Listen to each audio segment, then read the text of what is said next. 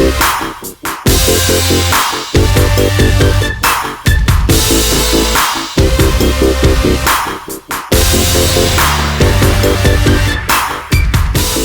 we will now proceed with the interpellation of the members to our resource persons. The first on the list, in this list, is Congresswoman Jinky Luistro.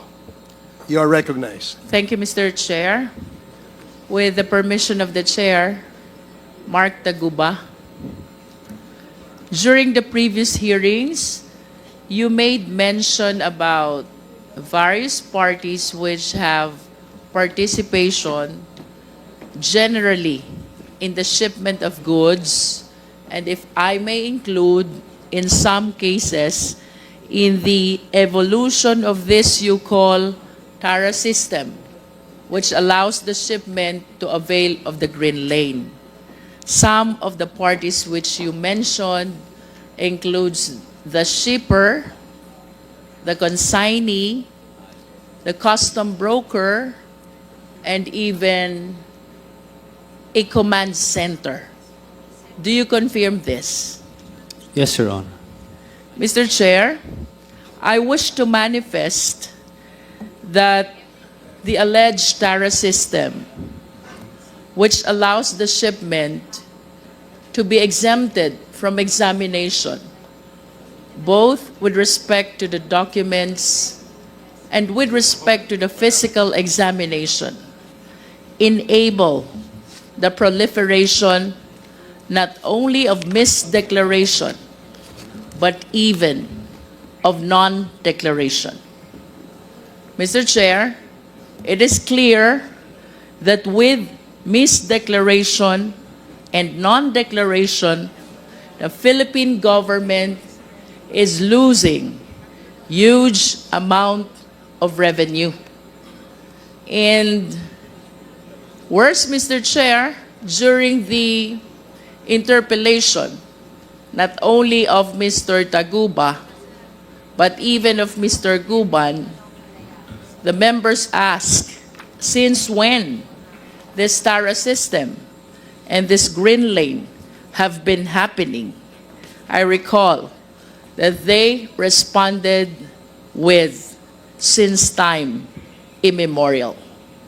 I cannot help but imagine how much losses the government has incurred already because of this TARA system, which has been happening in the Bureau of Customs, as they say, since time immemorial. Mr. Chair, with that, this humble representation feels that the government's sovereign power is violated not only because of the losses it incurred, but even because of the laws which were violated.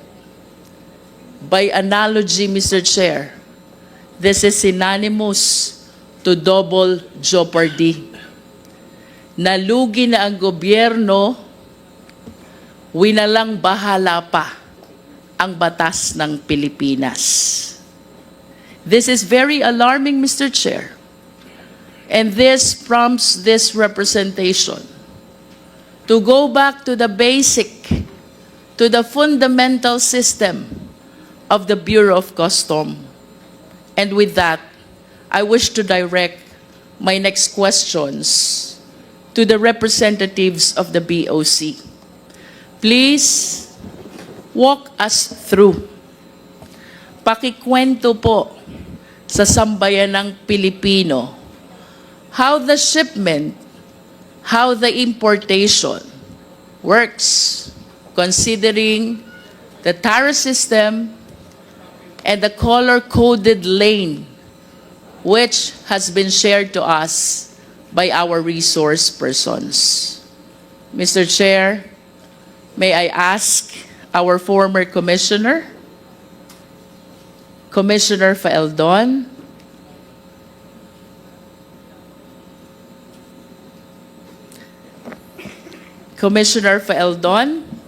can we start with the import clearance certificate? What is this document and what agency issues the same? Your Honor, I would like to go to the broader answer to the questions that I will concur with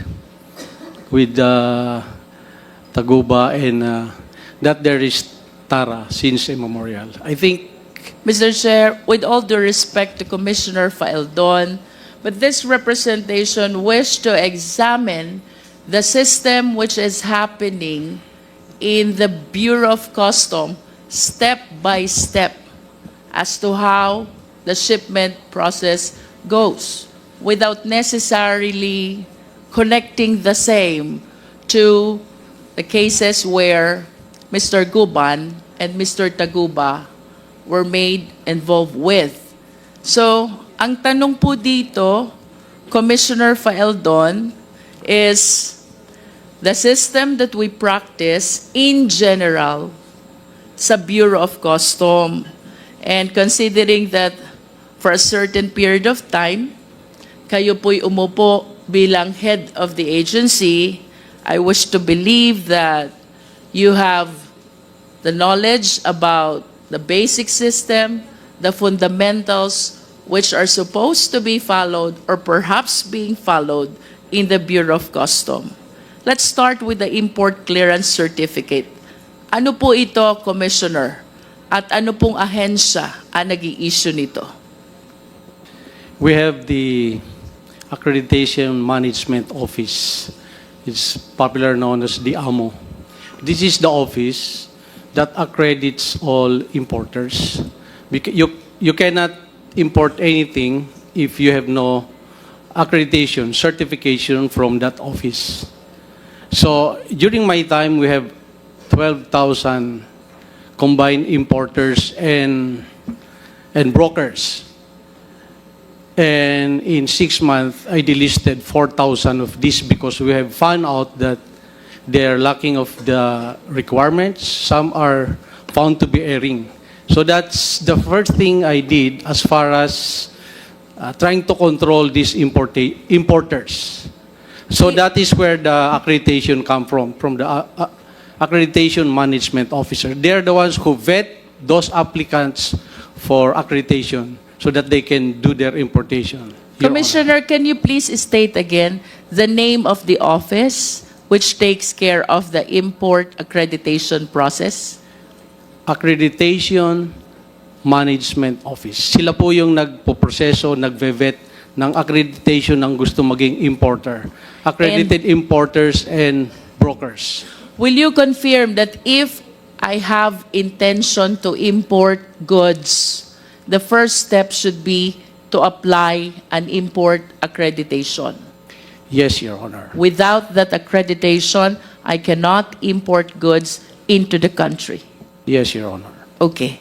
You made mention about 12,000 accredited importers, which later on you deleted the 4,000s because they are remiss with respect to certain requirements. Question po, Commissioner, ano po ba yung requirements natin for purposes of importers accreditation? You have to specify in your application what specific goods you're going to import. You have to show certificate from the bank that you have deposited a specific amount that makes you capable of importing that goods. You have a verified office that can accommodate the transactions of your importation, business permits, and so the usual permits that the government issues when you establish a business, Your Honor. For me to be able to inform this office, Commissioner Faeldon, mayroon po ba kayong pinoprovide na form where I should fill in the goods I intend to import? Yes, Your Honor, we have the packing list that you're supposed to submit to the customs a list of those goods that you're supposed to bringing into the country. Commissioner, we're still on the process of importers accreditation. Yes, Your Honor. There's different codes of every commodities. But this is not yet packing list, right? Yes, ma'am. Yes, ma'am. Okay. This is international codes. All countries have the same codes of different goods. So we Balikan po natin, Commissioner, yung goods. Ano pong form yung ginagamit sa BOC in describing the goods for the purpose of applying for importers accreditation? I cannot remember the codes. There are thousands of codes, sir, representing specific goods, sir. But The form is provided by the BOC. yes, ma'am. It's And- also in the website. It's publicly accessible in the website of BOCs. Is And you is it correct to say that in the form there are codes that you mentioned? The Yes, ma'am. applicant is supposed to select which code corresponds to the goods You he intend to intended import. Yes, Your Honor. Thank you. With respect to bank documents, Commissioner Faeldon, what specific document do you require? During my time, it is the certificate of deposit because there are certain goods that require a specific percentage of amount that you have in the bank so that you can import that specific commodity. So these are the small nitty-gritties that the Accreditation Management Office has to verify before they will approve their accreditation, Your Honor. Sir, would it be correct to say that the amount required per certificate of deposit depends on the goods to be imported? Yes, Your Honor. If you intend to import just few items of commodities, you are not going to be required to deposit large amount of money. So it's going to be the specific percentage vis-a-vis the intended commodity to be imported. I am no longer particular about it, Your Honor, but it can be verified, Your Honor. How about with respect to the office? What particular document do you require? There's a list of the requirements issued by the Accreditation Management Office. These are publicly accessible in the website. So you have to go to Customs and present all these documents.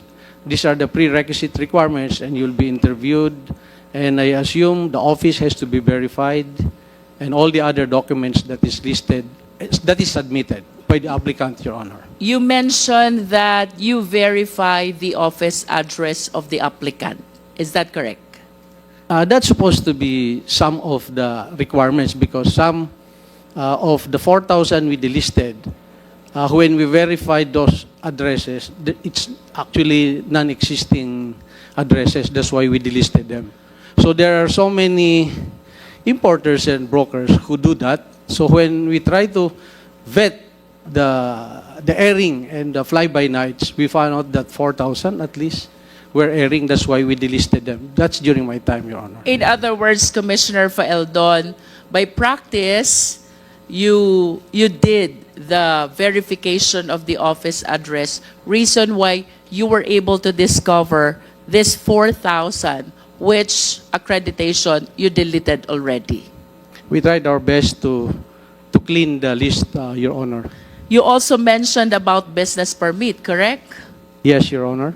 So it discloses the company name and even the company owner. Tama po ba? Yes, Your Honor. And would you agree with me if I would say, with the bank certificate, with the office verification, and with the business permit, the BOC has ample information about all the importers into the country? That's the assumption, Your Honor. What do you mean by assumption? If all those documents are truthful, that's why they have to personally verify. But we're talking about here with respect to the actual practice and system and not with respect to assumption, Commissioner Faeldon. So I suppose that all the information that you're giving before this committee were practiced at least during your time as Commissioner of BOC. Tama po ba? Ma'am. In other words, during your time, Commissioner Faeldon, all importers' information are within the safekeeping of the BOC, considering the ample requirements that you are requiring initially for purposes only of importers' accreditation. The newly accredited importers during my time, I specifically instructed the chief of the accreditation management office to be very stringent, not stringent, but to be very careful about accrediting, because at that time we were delisting more than 4,000. So we do not want to replace them with another erring importers and brokers, Your Honor. In all fairness to you, Commissioner Faeldon, because you were the one who deleted this 4,000 because they are not compliant with your requirements and your rules, it is the humble submission of this representation that having applied that system, then you have all the necessary information about the importers accredited by the BOC. That is a manifestation. With respect to the documents which you are requiring from the applicants for importation or importers accreditation, question Commissioner Faeldon. Alam nyo ang pangalan ng importer? Of course. Hindi po. It's the company that's listed, not all the time the owner, ma'am. So we cannot really say that we know the owners of the importers, but the So names. it depends. If the importer is an individual, Yes, ma'am. you will know the identity of the person. The AMO office may know, Your Honor. Okay. But if the importer is a company, then at least you have the name of the corporation. Tama po ba? Yes, Your Honor. And for you to know the owners of this corporation, I wish to believe that you required also the articles of incorporation and the GIS of this corporation who applied for importers accreditation. Tama po ba yun? Yes, Your Honor, the usual business requirement. That's actually what we do kapag ka ang applicant ay corporation. Normally, even for purposes of business permit, ang kasunod po nating hinihingi is articles of incorporation along with the general information sheet. Do you agree with that, Commissioner Faeldon? Yes, Your Honor. O balikan ko po yung first question ko. You have the means to know kung sinong importer, whether he's an individual or a corporation, considering the documents that you are requiring during the importer's accreditation process. Verifying the documents in the office, I think the customs has the means to do that. Yes. But going actually to check on the offices, that is where the customs lack the capability to personally verify some 12,000 offices nationwide. But at least you were able to delete 4,000 out of the 12,000 accredited importers, because you said earlier, because of verification process, you found out that this 4,000 are not compliant with the requirements. Some do not have the necessary office address. Tama po ba yun, Commissioner? Yes, ma'am. And some of those who were delisted were frequent violators of import laws. So I checked in the database who are the importers and brokers who have violated some importation laws in the past, and I immediately included them on the list to be delisted in our accreditation, Your Honor. So that's another parameter why we delisted them, Your Honor. Either kulang ang requirements or nagkaroon ng previous violation. Yes, Your Honor. And of the 4,000, not one of them went to court and contest their delisting of of their company in the No one accredited. attempted to question why they were I cannot deleted. I cannot remember even one of them who went to court and questioned their delisting from the accredited, Your Sir, Honor. balikan ko po yung documents na nire-require nyo during importer's accreditation process. With those documents, you can determine also the address of the importer, correct? Yes, Your Honor. With those documents, you can determine also the contact details of the importer, correct? Yes, Your Honor. And with those documents also, you can determine also what type of business does the importer conduct. Yes, Your Honor. And you can also determine the affiliations of this importer. Outrightly, I suppose the AMO should be doing a due diligence, AMO office, in checking the affiliations of this, or this applicant has been previously delisted, a company under his name or her name has been previously delisted. Those are the assumptions that the AMO office has to do due diligence in checking those circumstances, Your Honor. And with those documents, sir, definitely we can determine also the nationality of the importer.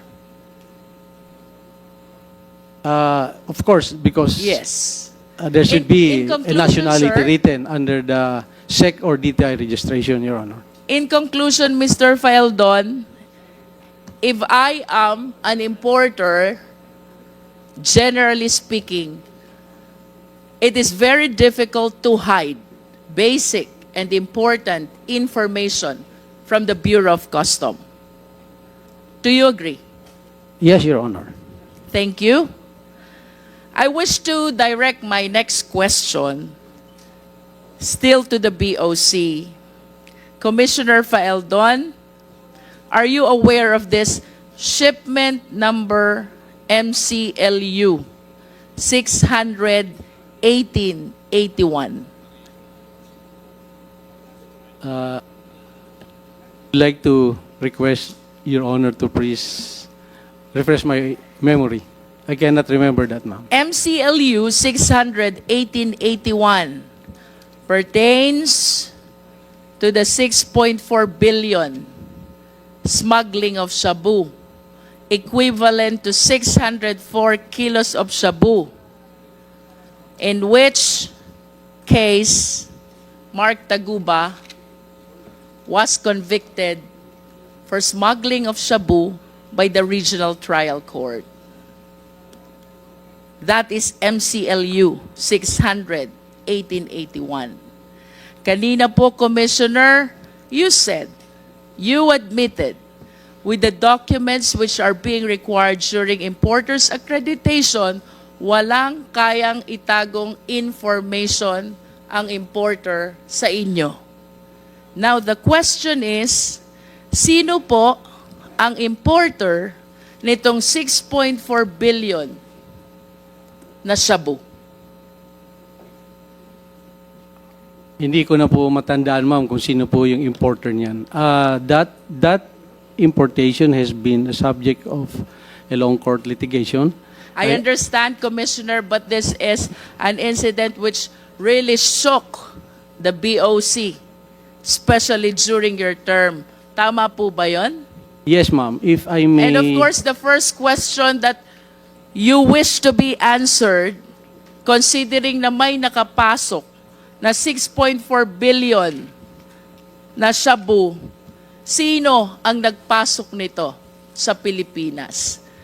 I want to refresh your memory, Commissioner Faeldon. Walang makakapag-import without the importer's accreditation. You likewise said, what with the ample requirements which are being required from the importer, walang kayang itagong information ang importer from the Bureau of Customs. Now, we are talking about this specific shipment that pertains to 6.4 billion of shabu, which shook the Bureau of Customs and even your leadership of the BOC when this shabu was apprehended in the Valenzuela warehouse. Question, Commissioner, This is something na hindi mo dapat nakakalimutan. Sino po ang importer nito? I would like to be given time to check on who's the specific importer of that shabu, ma'am. But the sequence of that apprehension, I can relate to this court, If Your I Honor. may interrupt, Commissioner Faeldon, would you agree with me if I would say that as head of the BOC, nalusutan ka ng 6.4 billion na shabu, nakapasok sa bansa, that is equivalent to 604 kilos. Diba? The first question that will pop up in your mind, sino ang nagpasok nito? Because you are answerable during that time, at least being the head of the Bureau of Customs. I find it strange that an incident as big as this, during the time, ay makakalimutan nyo po. This is something na hindi nyo dapat makalimutan because it casted doubt to your Your Honor, leadership as head of the BOC. Ang alam kong nag-import, sila Taguba. But I want to be corrected if hindi po sila ang nag-import niya. Nagparating sa bansa. Yung importer mismo, in the packing list, because this is, ma'am, if I be given just 1 minute to explain this, so that you are correct, ma'am, the nation has to know the truth about this. You may agree or disagree with me, ma'am, but please give me chance to. Because this has been tackled by the nation in 2017. This importation, ma'am, the existence of a possible shabu that came into the country was relayed to us by Chinese customs. I received the information 10 o'clock in the evening. By 2 a.m. following day, that's just 4 hours, nahanap na po namin kung naasan siya. So that's why I beg to disagree that nakalusot po sa amin. Hinanap ko po, ma'am, because I was given the information that there's a shabu, possible shipment of shabu, na galing sa China. And the information was given to us. So I give instruction to the intelligence division. I give them the information and they look for it. So that is how this shabu came in. At nahanap po namin, ma'am, not a single kilo went to the streets. I think yung sinasabing nalusutan, yes, I take the responsibility since 2017. But if you read the Customs Modernization and Tariff Act, there's a clear delineation of the tasking of the commissioner and the customs collector. And in that law, it's very specific that only the collector has the right to release shipments. So of the 38 ports, it is impossible for the commissioner to check every shipment. That's why it is delineated to them by the law. The verification and authority to release all those shipments does not rely on the commissioner anymore. It is now on the individual port collectors. So, but when I received the information that there is a possible importation of shabu that passed through customs, it took us 4 hours to locate that, ma'am. And I want to take that as something that I did good, contrary to the perception that I let it go. I did not let it go, Your Honor. Commissioner Faeldon, let me complete the context of my question.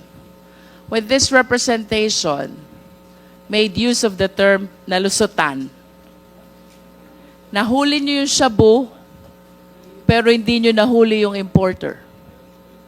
And today, I am asking you, sino ang importer? You cannot even say an information which is supposed to be highly important because of the huge amount of prohibited drugs which were apprehended by you. Hindi ho ba quite strange yan na hindi nyo matandaan or perhaps you did not bother to check sino po ang importer nito? For me, Commissioner Faeldon, it is not enough that you apprehended the shabu. You should have arrested the people responsible for the shipment of shabu as well. Kung parehas nyo pong nahuli, yung shabu at yung tao, you might be correct. Hindi po kayo nalusutan. Pero nahuli nyo yung shabu, hindi nyo nahuli yung tao, I hope, with all due respect, you will understand why I use the terminology nalusutan ang BOC. Yes, Your Honor. So let me go back to my question, Commissioner Faeldon. Would you like to... Mr. Chair, in the indulgence of Congresswoman Luistro, hindi yata sinagot ni Commissioner Faeldon kung sino yung importer. Please tell us kung sino yung importer. I will tell you immediately after I get the name, Your Honor. I do not want to be saying person here na hindi pala siya. I want to make sure that siya po yun, sir. I am asking someone to... Then you do not have it even know verified right to me. now? You're not even sure right now? Ba, ay pambihira naman buhay ito. You should be sure right now. Kung nakahuli kayo ng ganyan, hindi nyo alam kung sino yung importer? Sir, gusto ko lang sana ma-verify talaga, sir. Kasi Well, you I better cannot tell us remember later the on who. specific name anymore, sir. So, Because look, you'll be accountable to this. Nang kahuli kayo ng shabu, inamin mo. Pero hindi mo alam kung sino yung importer. sir, within the day, within this hearing, I will name kung sino po yun, ma'am. I just want to make sure that Thank you, Mr. I will Chair. get Thank the you. correct name. Your Congresswoman Honors. Luistro. Yes.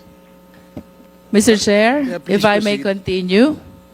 Sir, medyo naputol po tayo dun sa importers accreditation. Let me continue that line, Commissioner Faeldon. Kung meron na pong importers accreditation, then the importer can actually start facilitating the process. Tama po ba? Yes, Your Honor. And what importation documents need to be submitted this time to the Bureau of Customs? There's a packing list that's supposed to enumerate the items and the quantities of these commodities to be imported from other countries. Aside from the packing list, sir, ano pong documents pa ang dapat isubmit sa BOC?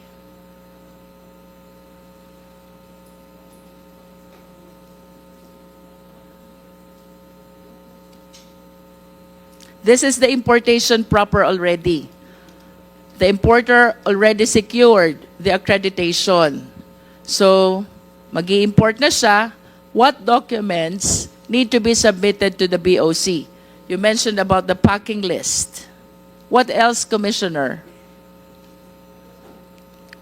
The specific term, ma'am, I cannot mention it, but these are the invoices of these commodities from the corporation or from the manufacturer. You get these commodities. This is to attest that the amount you specify there is correct. Dito po yung invoice from the manufacturers where these commodities will be coming from, Your Honor. The packing list contains the description and the quantity of the goods, correct? While the commercial invoice contains the value. The of the value, goods. ma'am, because this is where the tariff will be computed once these commodities arrive in the country, And Your when Honor. you say tariff, it means importation tax. Yes, Your Honor. Does it include bill of lading, Commissioner? Yes, Your Honor. Ano po bang nilalaman naman itong bill of lading in the interest of the Filipino people? Until you physically open the commodities in their packaging, it is very hard to assume that these are exactly the same as it is stated in those documents, Your Honor. Yes, but with respect to the document bill of lading itself, what do we see from the bill of lading? The shipment where these commodities will be coming in. Can you please cite the information we see from the bill of lading? Yung mga anong barko siya nakasakay, what are the containers, so that this can be tracked. Containers, reference number? Yes, sir. Meron tayo. Ma'am, meron niyang, these are international numbers that can be tracked by all customs agencies in the world. Kaya po meron number itong mga containers na to. Pag sinabi niyo po bang tracking number, Ito po bang binanggit ko kanina about the 6.4 billion shabu, MCLU 600, 1881, ito po ba yung international tracking number? Yes, ma'am. That's why our Chinese counterpart gave us that number, and we were able to trace where that truck was delivered. You are saying that the information, the source of your information is your Chinese counterpart. Yes, Your Honor. Okay. So, what other informations can we get from the bill of lading, sir?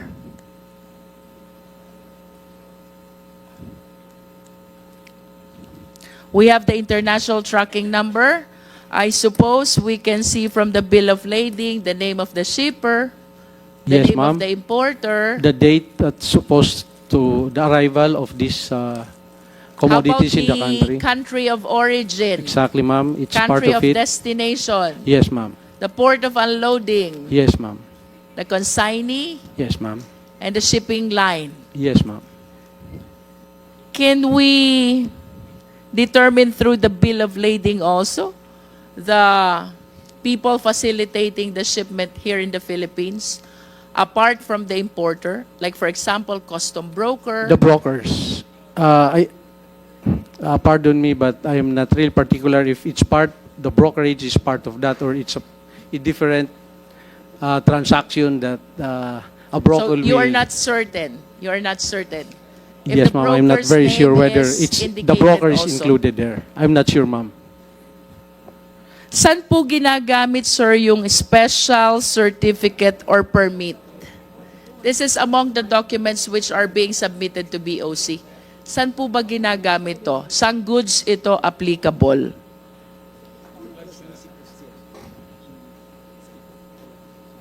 Or what kind of importation requires special certificates or permit? I think some government importation, For example po, the importation of some government requirements that does not require payment of tariff, they may have different and special importation permit, Your Honor. can we cite as example firearms and ammunitions if the Philippine government, for example, is importing some? Yes, Your Honor. Ano po yung special permit na tinutukoy doon?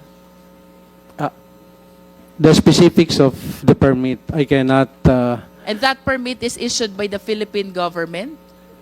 They have to get. There's so many government agencies that they have to pass through. There's an approval from the Philippine National Police, from the finance. When you get this special permit, it's a government agencies that approves that permit, and Customs Commissioner is not part of those who will approve it. It's secretary levels and multi-government agencies, Your Honor. Halimbawa po, mag-import ako ng luxury vehicles. May special permit po bang kailangan doon?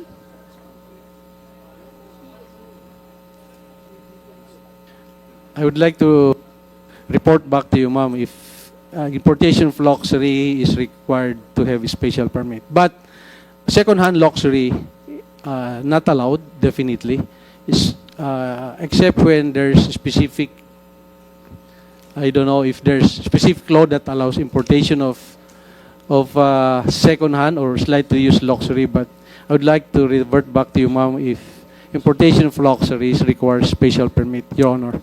How about if I will be importing high-end branded garments or bags? Special permit required din po ba? I think the brand owner has to have a certificate that this specific, let's say, Hermes, are we talking about? Yes.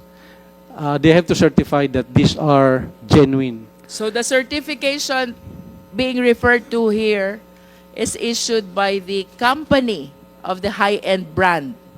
Yes, ma'am, because if this brand came into the country without those certification, they are subject to apprehension, Your Honor. I have this information that among the importation documents also is the classification of goods. Do you confirm this? Yes, Your Honor. And among the classification of goods, kasama po dyan yung general merchandise. Yes, ma'am. Diyan yung general merchandise po, yun yung medyo magulo kasi there's so many commodities that's classified general merchandise. So diyan po tayo nagkakaroon ng maraming problema sa ating peer, sa ating Can you court. please enlighten us, Commissioner? Ano po ba yung problemang na-generate nitong classification na general merchandise? Mag-import ng, let's say, mga non-branded sapatos, mga damit, pero hahaluan na yan ng kung ano-ano na high-end commodity or prohibited commodities. Usually, dun sa general merchandise, tayo nagkakaroon ng problema. So, pinapasok na nila dun yung mga kontrabando. So, hindi siya nakalista dun sa packing list nila. Talagang dun sa general merchandise, yun po yung madalas maabuso nung importer. And the brokers, sometimes the brokers, they really don't care kung ano yung laman ng containers. So, yan po yung nagkaroon tayo ng, that's where the corruption and so many other problems come into play, yung sa general merchandise. Your Commissioner, I will go back to you. Mr. Taguba, I remember during your previous testimony, you made mention of general merchandise in relation to TARA system. Can you enlighten us on this? Your Honor, yung general merchandise po, iba-iba po kasing may-ari nun. So, Iba-iba ang may-ari. Opo. Yung isang container, pwedeng may footwear, pwedeng may kitchenware. So, iba-iba. Hindi naman siya kontrabando, pero hindi siya dinedeclare kasi mahaba eh. Pag i-declare mo siya, ang may-ari ng container, ay yung may-ari ng produkto, sobrang dami ng laman ng isang container eh. So, hahaba yung ililist mong items. So, ang ginagawa, pag general merchandise, pipili na lang ng ilan na papayagan naman ng BOC. So, yun na lang i-declare. In other words, mayroong nakalista, mayroong hindi. Yes. General description po. And for some whose intention really is to engage in importation of contraband, sinasadya nila na gamiting classification yung general merchandise para mailusot those which are prohibited.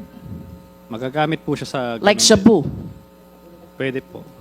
Yun bang 6.4 billion, if you still remember, Mr. Taguba, was it classified also as general merchandise? Pwede ko po bang i-clarify muna yung sinabi ni Commissioner Faeldon? Yes. Kung okay lang po. Commissioner Faeldon, let me continue with the process, please. Once all these documents for importation are submitted to BOC, ano po bang sunod na gagawin? Let us say that the importation are already loaded in the cargo vessel, in the process of being shipped to the Philippines. What should be the next step? Excuse me, Congresswoman Luistro, I believe your question earlier about the system that you asked Mr. Taguba, I think he's ready to give the answer? to give the answer to you. Before we ask another opinion from Commissioner Faeldon. So, Yes, Your please Honor, proceed. Your Honor, nasa akin na yung pangalan ng importer.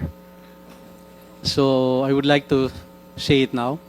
Yung tinanong nyo kanina, Your Honor, kung sino yung nag-import. Okay, sige, ganito muna. You hold on to your horses, Mark.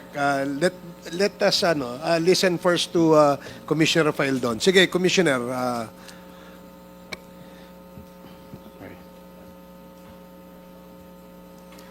Yung importer po, ma'am, is a company na EMT Trading. EMT Trading.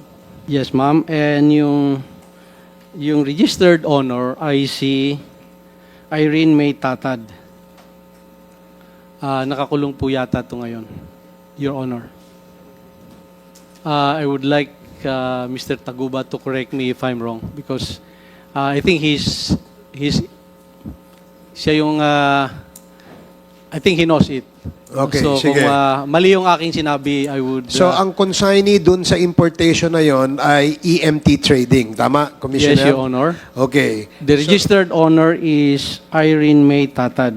I'm sure Mr. Taguba may clarify this if this is wrong or not. Oh, sige. Your Honors, thank Okay. you. So, earlier, si Congresswoman Luistro asked a question to Mr. Taguba with regards to the sistema, no? Yung sistema, paano dinideclare ang goods kung lang laman ay kontrabando. Sige, please continue. Yes po, Your Honor. Pero po, ang tanong po ni Anpo ay kung yung ba ay may shabu doon galing sa container na yon. Naalala ko po kasi sinabi lang kanina ni former Commissioner Faeldon na merong information from China. So, meron pong nag-testify sa court, taga-BOC, si Rainier Ragos po. Ang tinestify po niya sa court is yung warehouse po, kung saan po yung natagpuan yung shabu. Wala pong container na nakalagay doon sa text message na yun. Excuse me, Mark. Anong ibig mong sabihin? Yung may-ari ng warehouse, ang consignee? Ay, yung sa shabu po na yung sinasabi po niyang information from China.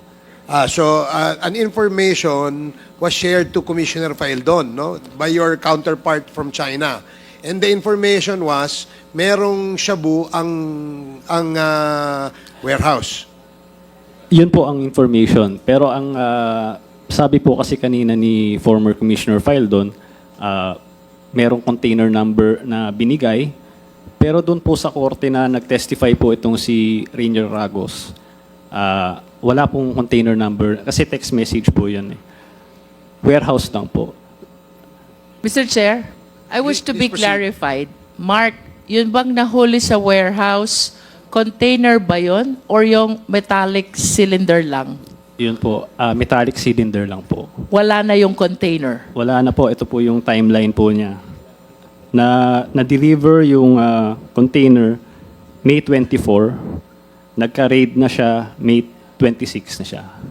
In other words, the other merchandise inside this MCLU 600 1881 were delivered actually to their respective owners. And it was the metallic cylinder only which was discovered in the warehouse in Valenzuela. Pero pwede ko rin pong sabihin na pwedeng hindi doon ang galing yung metal cylinder dahil hindi naman nakita yung unloading. Pag tinignan nyo po yung logbook nila, may mga ibang container na na-deliver doon. So, sa tingin ko, na ituro lang yung container na yun, meron din akong text message no, na nanggaling kay Kenneth Dong na nung araw na yun mismo, nangihingi siya ng dokumento nung container number na MCLU 600-1881. Tinanong ko siya kung bakit, pero hindi na siya nag-reply. Ako naman, dahil parang wala naman sa akin yun, binigay ko na lang. Ang duda ko kasi, yun yung naging dahilan kaya naituro yung container na yun. Siguro kung hindi ako nagbigay ng dokumento na yun nung time na yun, baka hindi yun yung naiturong container. Would you know the reason why Kenneth Dong was asking for the documents of that particular container? Si Kenneth Dong po kasi middleman lang po siya. So, ang may-ari po kasi ng warehouse is si Richard Tan. Pero hindi kilala ni Kenneth Dong si Richard Tan, si Manny Lee lang. So, may middleman pa uli. Kung hindi po ako nagkakamali, nag-hearing na po sa Senate ito noon, nang hingi ng dokumento si Manny Lee sa kanya. Ito, itong MCLU 600-1881. So siya naman, hiningi rin niya sa akin, parang ano lang. Tapos binigay ko sa kanya, binigay niya kay Manny Lee, ayun siguro nakarating kay Richard Dan, yun ay naituro na container. So, hindi ko, ano lang po ito, parang assumption ko lang po, theory ko lang po. Kasi wala namang container na natagpuan doon eh. Mga cylinder lang po. Was this container ever discovered during that time? Kung nasan itong container na to? Ano po eh. Wala na po yung container doon eh. Nung 2 araw na nakakalipas eh. So, ang nakita na lang doon is yung mga metal cylinder na may nakalagay nga doon na na papel, yung Fidel Anoche D. Yun na yung pinagbasehan nila. But do you confirm that that container, the shipment inside that container was classified as general merchandise? Yes, Your Honor. Kasi per your narration, kapag general merchandise, maraming may-ari, various types of goods. But I wish to emphasize what you said, na pwede yung metallic cylinder ay hindi naman ang galing dun sa container na iyon. Kasi wala ng container na nakita sa loob ng warehouse. Wala po, hindi po. If that is the case, Mr. Taguba, what therefore was the basis why you were made accountable for the metallic cylinder when there is no proof that that is one of the contents of that container? Yun po. Yung packing list naman, kailanman di ko nakita itong packing list na ito eh. Does the packing list mentions about metallic cylinder? Wala po. Yung sinasabi kong packing list, yung ANHI packing list, hindi po siya official document. Kailanman di ko siya nakita. Hindi siya sinabit sa BOC. Ang nakakaalam lang nito is si Manny Lee, sila Richard Tan, na yun, di umano, merong metal cylinder. And I remember you also testified before na you have a packing list with a stamp of the BOC, and another packing list was produced during the hearing in the court without the stamp of the BOC, and that was the one which was appreciated by the court. Yun po yung nangyari. Yung, Do you still have with you the packing list with the stamp of the BOC?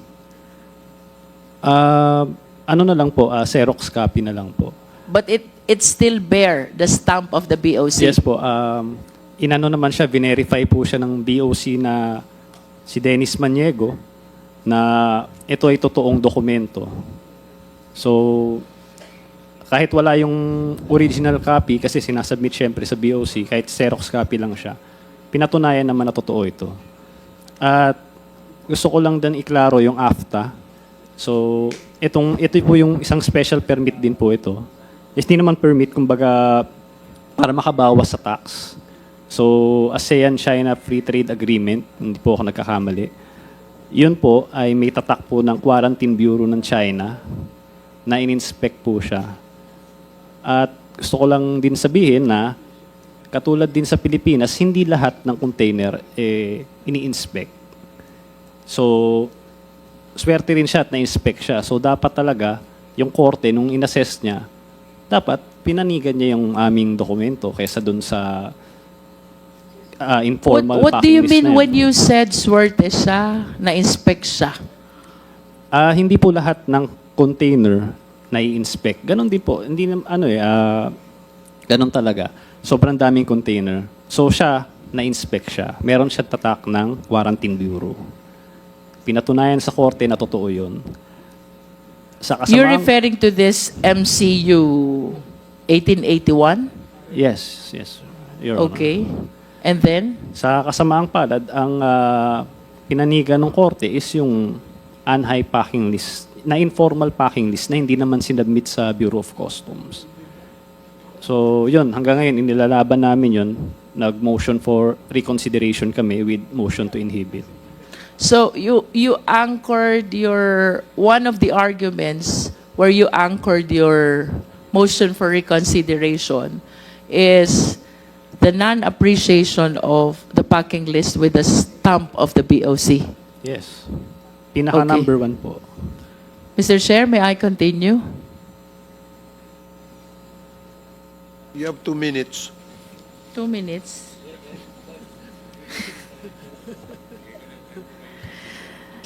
Commissioner Faeldon, I recall there's such a thing as declaration of goods with the BOC. Ano po ito, Commissioner?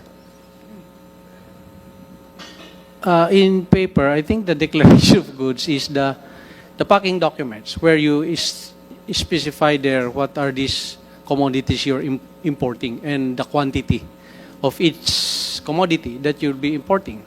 I'm sorry, sir, but based on my research, this is different from the packing list. So, what distinguishes a good declaration from a packing list?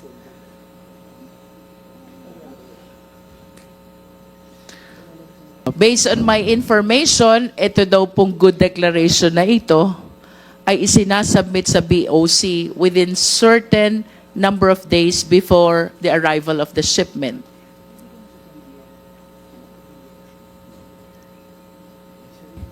I would like to ask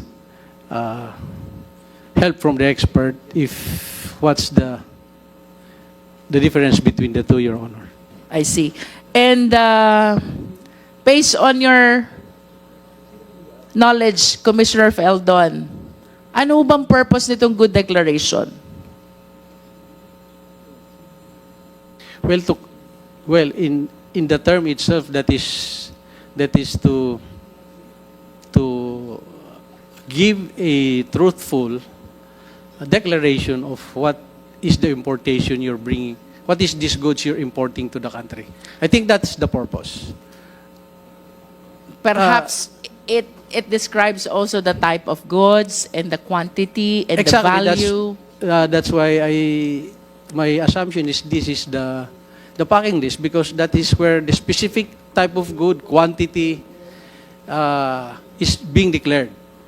Tama po bang sabihin, Commissioner Faeldon, na on the basis of this declaration of goods, the BOC is able to determine whether it will go through the yellow lane, the green lane, or the red lane?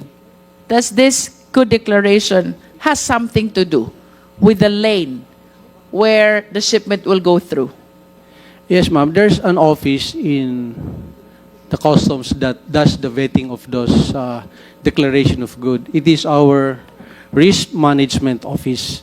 Once all those documents were submitted to the customs, they will start to run that into our system, whether this importation will pass through the physical inspection upon arrival in our ports, or X-ray, or will go to the fast lanes. So it's another office that does the vetting of those actual importation. Our office is called Risk Management Office, Your Honor.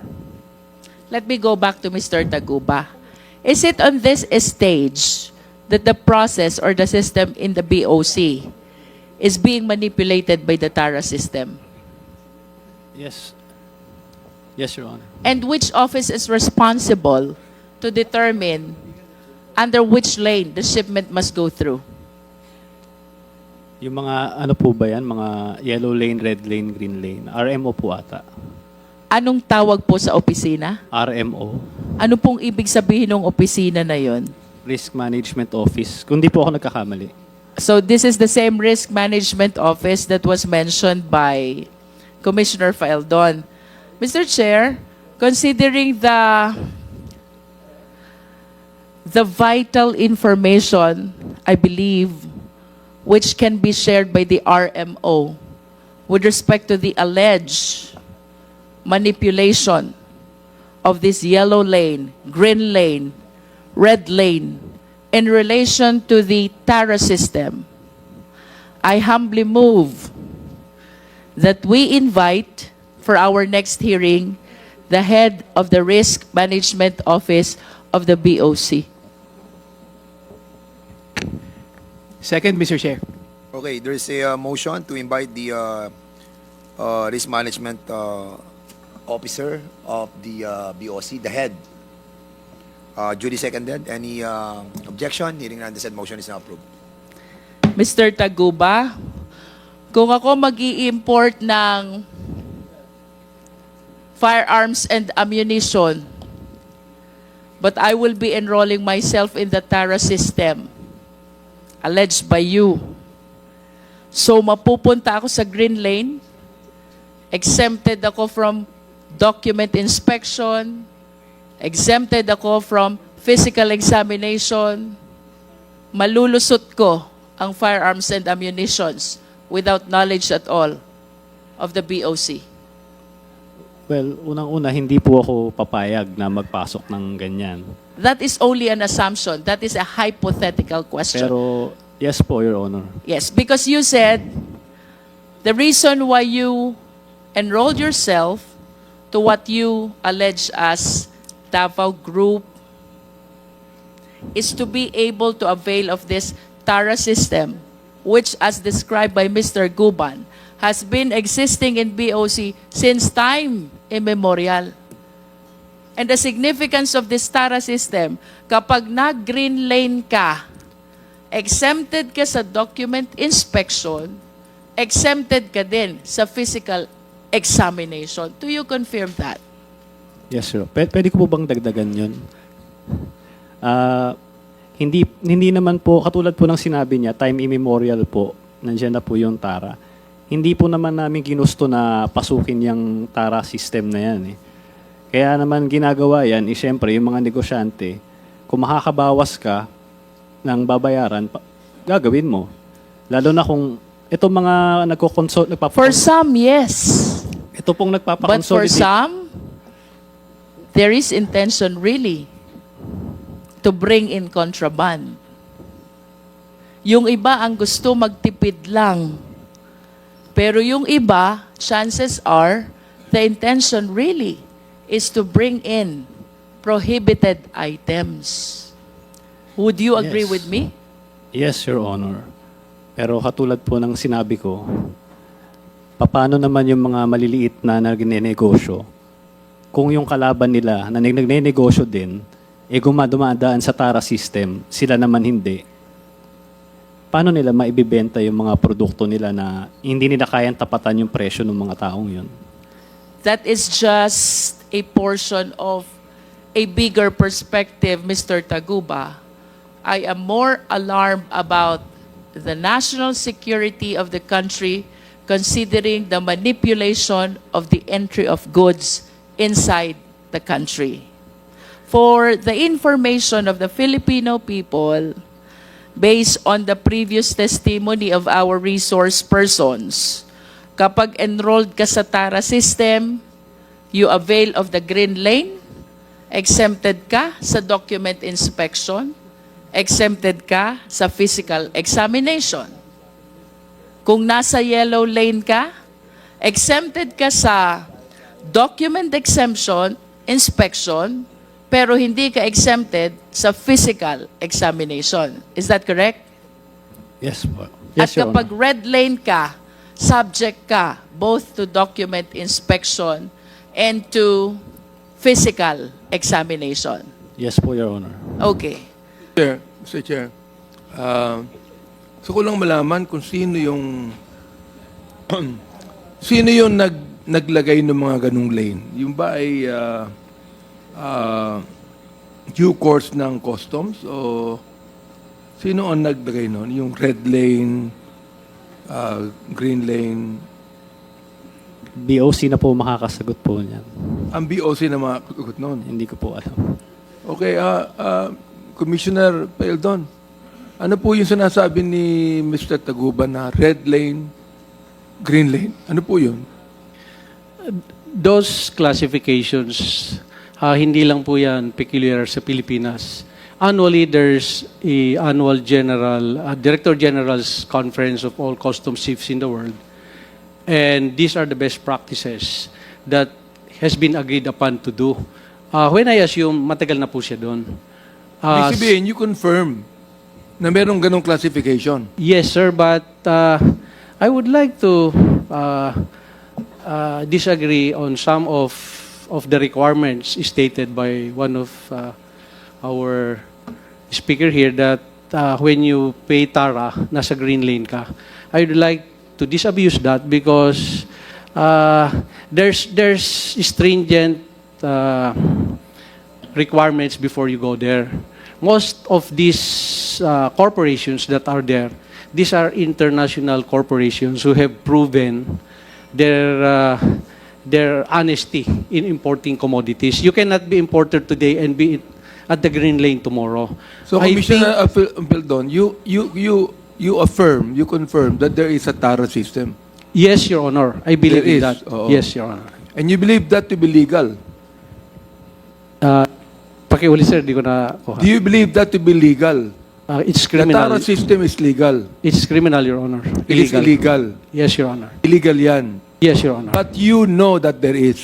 Of course, Your And I you know, did Your not Honor. do anything to stop it. I did a lot, sir, Your Honor. What did you do to stop the TARA system? Ang una-una, During sir. your time. Yes, sir. In my small time, there, a little over 1 year, in my first week of stint, I requested all the importers and brokers and appeal to them because I agree with your honors that this is since immemorial and we've been losing maybe trillions already. Because wala nagbabayad eh. Si Mr. Tagupa sinasabi niya gusto makabawas eh. Ang samang pakinggan eh. Kasi ginugulangan mo na kagad yung bansa eh. Gusto mong kumita, so bawasan mo na kagad yung tariff na babayaran mo. Talagang hindi pwede yan. So I appealed to them. Then after 2 months, unang meeting namin, these are thousands of brokers and importers. I appealed to them na maawa naman kayo sa bansa natin. Yung binabayad yung buwis, para sa atin yan. The second is dun sa trade center. I think more than 2,000 attended. Pero ganun pa rin, sir, eh. Talagang embedded. Marami talagang importers and brokers na gustong kumita. So I started vetting kung sino tong mga airing. That's why we came up with that 4,000 na dinlist namin. Nagalit sila sa akin, of course, but lahat tayo, sir, naglilingkod sa bayan. Sinasabi nga niya, gusto makabawas. Yes, makabawas sila sa kanilang binabayaran, pero yung taong bayan yung nalulugi dyan. So, I think, as far as they are concerned, hindi nila ako nagusto kasi 4,000 nga tinanggal ko sa listahan nila eh. So, those are the process na ginawa ko, Your Honor. Talaga pong, Commissioner, ang sinabi ni Mark Taguba, gusto nilang makabawas, kaya sila ay nagpupunta roon sa classification ng lanes. Tama ba ako, Mr. Taguba? Pwede ko po bang sagutin yung sinabi? Go ahead. Sige po. Sagutin nyo. Yung sinasabing makabawas, unang-una, hindi namin gusto magtara. Yan naman hindi papansinin yung dokumento mo. Paki-explain muna sa amin, ano ba yung TARA system para sa kaalaman ng taong bayan? Ano ba talaga ang TARA system sa Bureau of Customs? Lagay ba yan? O ano ba yan? Lagay po, grease money po ito, tara. O ibig sabihin, the TARA system is grease money. Nabanggit nga po ni Commissioner Faeldon, Mr. Chair, na ang TARA system is illegal, di ba? O, tama rin ang sinabi ni Mark Taguba na ito ay grease money o lagay. Ano? Yes po. Gaano kataas ang lagay sa isang TARA?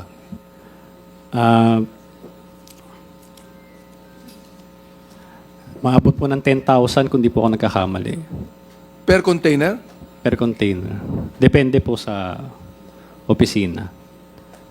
Pero- Anong gusto mo ipaliwanag kanina? Gusto ko lang ipaliwanag na sinasabi niya na yung mga nagpaparating ng mga produkto nila gusto makabawas kaya nagtatara. Unang-una, hindi nila kailangan magbigay ng tara kung maayos yung BOC. Kung inaasikaso yung mga papel at hindi kailangan magbigay ng buwis para lang asikasuhin ka, walang magbibigay ng tara. So, sabi nga ni Jimmy Guban dito, time immemorial, nandiyan na yan. So, dapat ang ano dyan is yung tara, kung wala yan, yun yung pinaka-problema eh. Hindi kailangan ng mga nagpaparating ng mga produkto na may tara. Kaya sila nagtara kasi yung mga kakumpetensya nila, mas mababa yung binabayarang buwis.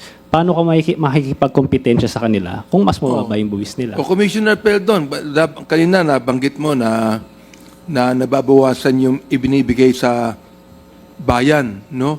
Itong tara, hindi naman sa bayan ibibigay ito sa bulsa eh. Di ba? yes, Your Sa Honor. bulsa na ibibigay yan eh. Yes, So, Your paano Honor. mapapaliwanag mo sa amin ngayon na nababawasan yung ibinibigay na dapat na ibigay sa bayan natin. Tama po kayo, sir. That's why yung first meeting ko sa kanila, this is exactly how I appealed to them. Kung meron kayong alam na erring BOC officer na tumatanggap ng tara, ay pwede nyo bang ireklamo, pumunta kayo sa opisina namin at ibigay nyo sa amin yung pangalan. Sir, after 6 months... Wala bang sinabi sa'yo, meron ka pa salita, Commissioner, wala bang binanggit sa'yo mga pangalan ng panahon mo? Wala ba? Sir, nag-appeal ako for 6 months. Of the 12,000 importers and brokers, kahit Wala. isa sa kanila, walang nagsabi na mayroon tumatanggap ng tara. So that is our problem. No one is willing among them to complain kung sino yung taga-BOC na tumatanggap. Ibig sabihin, natatakot po sila magsalita pag wala kayo natatanggap na report.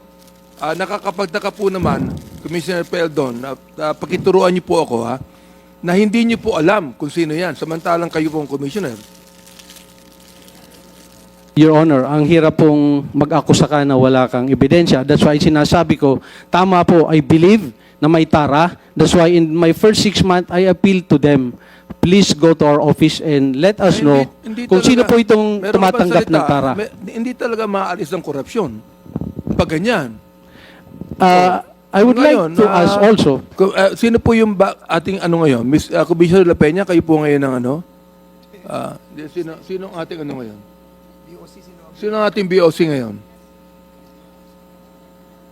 Mr. Chair, Sige po. I just want Yes. to manifest that I Yes. am yielding whatever time is remaining for me to Chairman Abante as I need to move to my other committee for a hearing. So you're yielding your time to... Yes, Mr. Chair, and I am soliciting the Because the, permission of the yeah. chairman to leave this Because committee the hearing. interjection was so long.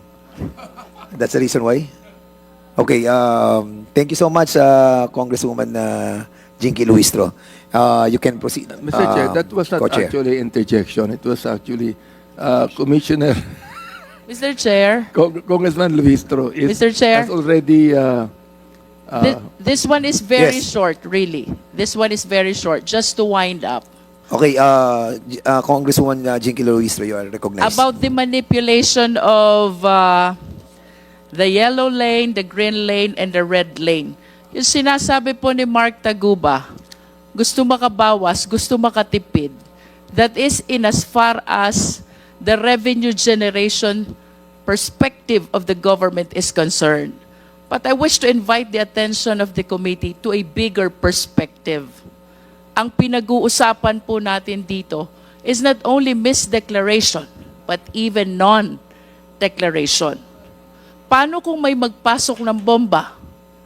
Paano kung may magpasok ng mga firearms and ammunitions without the necessary declaration? And what if the consignee, the end user of this importation, are terrorist group? I hope we appreciate the possibility na baka hindi lang po income ng gobyerno ang nawawala. Baka hindi lamang po batas ang nabaviolate. Mr. Chair, I lament that with that existing system as alleged by our resource persons, we are compromising already even the national security of our country. That is a manifestation, Mr. Yes, Chair. thank you so much. And